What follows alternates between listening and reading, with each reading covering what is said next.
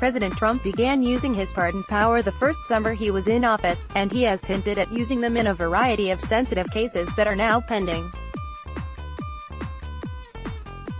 LULU GARCIA-NAVARRO, host. Presidential pardons normally come up at the end of a presidency when a president is on the way out and less worried about controversy. But President Trump began using his pardon power the very first summer he was in office and has hinted at using it in a variety of sensitive cases now pending. This is the sort of historical issue we like to toss to Ron Elving, NPR's senior editor and correspondent on the Washington desk, the man we call Professor Ron. Soundbite of music. Ron Elving, byline: the most famous presidential pardon was granted by one president to another. It was 1974, and Richard Nixon had just become the only president ever to resign. Soundbite of archived recording. Richard Nixon: to leave office before my term is completed is abhorrent to every instinct in my body. Elving: submitting to the reality of pending impeachment. Soundbite of archived recording. Nixon: I shall resign the presidency, effective at noon tomorrow.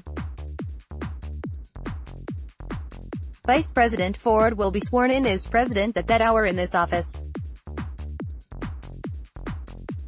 Elving: exactly 1 month later. Soundbite of archived recording. Gerald Ford, Gerald R. Ford. Elving: the nation would hear this stunning announcement on a Sunday morning. Soundbite of archived recording. Ford: by these presents do grant a full, free and absolute pardon unto Richard Nixon. Elving: Nixon had been named a co-conspirator in the Watergate political spying scandal. But with a pardon, he could never be charged or held to account for obstruction of justice or any other crimes. That decision hung over Ford's presidency and probably cost him the next election.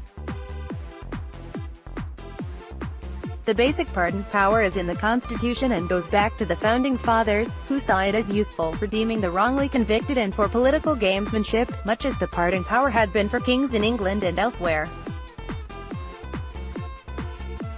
George Washington, on his final day in office, pardoned 2 condemned men who had participated in the Whiskey Rebellion, exercising what he called his sacred duty. Soundbite of archive recording. Unidentified person. Elving: President Andrew Johnson issued a pardon of Civil War rebel soldiers and leaders, including Confederate President Jefferson Davis, on Christmas Day, 1868. In the 20th century, pardons were no less entwined with politics.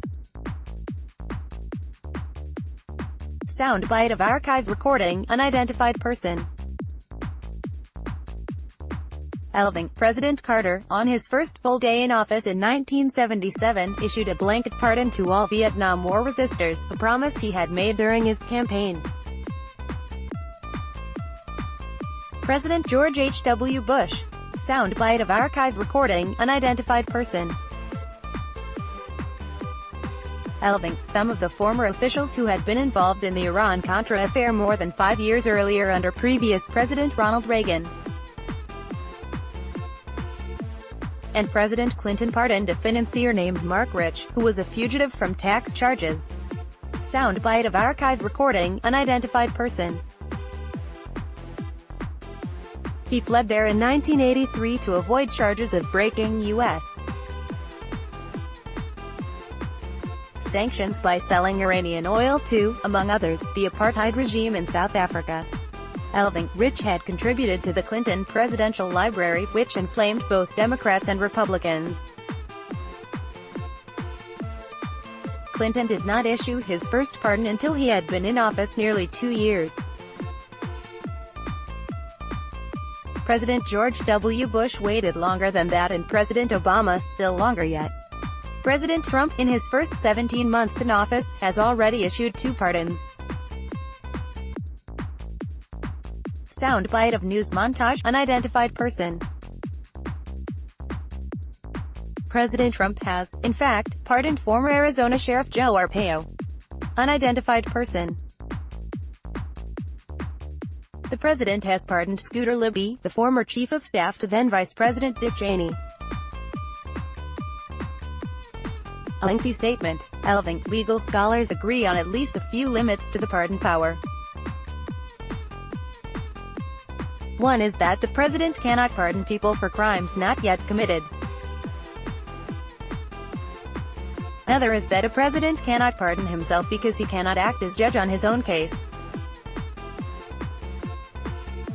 But on Twitter, Trump has said that, quote, "All agree the president has complete power to pardon," unquote.